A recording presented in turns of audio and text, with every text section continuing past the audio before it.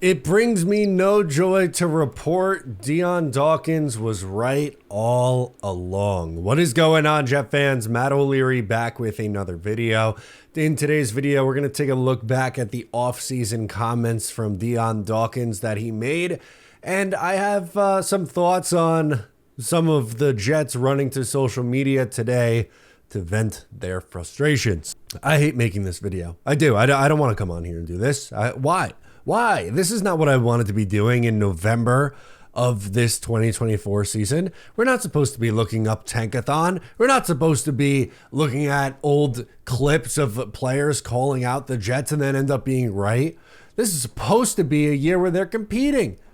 And we should be breaking down games of, oh, wow, this huge throw in the fourth quarter, or wow, this huge sack really turned the game. No, it's all basically off-season nonsense that we're back to. It's ridiculous. It's unfathomable that they're at this point again. But we have to talk about it because you know what?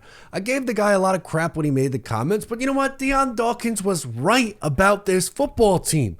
You know the meme where it's like the worst person you know made a great point? That's what happened here with Dion. He's one of the more frustrating players that you play against in this league, right? Like, it's just big mouth, ready to go, has a lot to say, trash talker, the whole thing. But specifically, his mortal enemy, Michael Clemens, has been the guy that's cost the Jets week after week after week after week. Every week. But if you don't remember, here's essentially the quote that he said, talking about the New York Jets. I hate them. All of them. I feel like they play the sport to try to be cool. They're not in it to try to win football games. It's, paraphrasing him, but he's talking about like playing on Instagram. And sure, Dion Dawkins, he has a little bit more of an Instagram presence than a guy like Michael Clemens. But the Jets being this team that is just so chronically online and then has to run to the internet to talk about their problems after these games, you're just making matters worse. That's all they are doing, is they're making things worse for themselves by how they've handled this abject failure of a season. Got two examples from you for you from two guys who are supposed to be leaders on this team and two guys who could not have put forth a worse message. Sauce Gardner after the game quote tweeted Rich Cimini, who was making a point about the Jets missing 20 tackles. 20 tackles in a game. The Jets defense missed 20 tackles. And he rightfully, by the way, pointed out the most costly play was Sauce Gardner's missed tackle in the second quarter. And Sauce Gardner gets in his feelings. He goes online, he quote tweets it and says, yep, I'm 100% sure me missing that tackle at the beginning of the second quarter for a gain of 17 yards was the costliest miss, and that is in fact what lost us the game. It was third down. You get off the field and get the ball back, and it's still a one-score game. You're down 8 getting the ball back. Instead, the drive continues, and now you're down 21-6 and have given up 3 straight scoring drives. It was a big deal, Sauce. I'm sorry. I'm sorry you don't like that people have gotten on you because you haven't tackled this year. I really, really am. But you can't just go, oh, woe is me. I'm held to a different standard. And, my bad game, my decent games are considered bad games, or whatever the hell the quote was that he went on in the podcast and had to say and had to get his point across online. Just stop.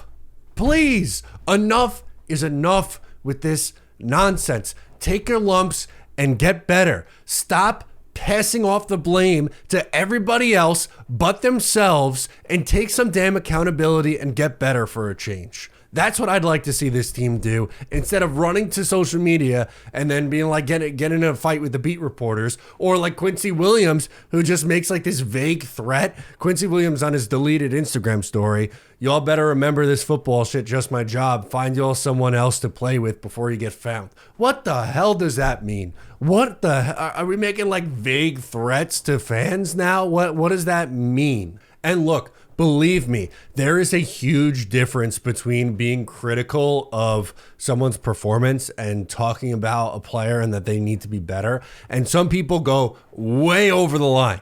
If you're in players' DMs, if you're tagging guys on social media and stuff like that, cursing them out, telling them how much they suck, they should have been, this or that or whatever, That's different. That's crossing a line. But if you're talking about, damn, Sauce Gardner needs to make that play. He needs to be better. That is completely within the boundaries of legitimate criticism. Again, I have no sympathy for any fan who's going over the top and messaging players and in their DM like that. That is not ideal. That's not what you want to see.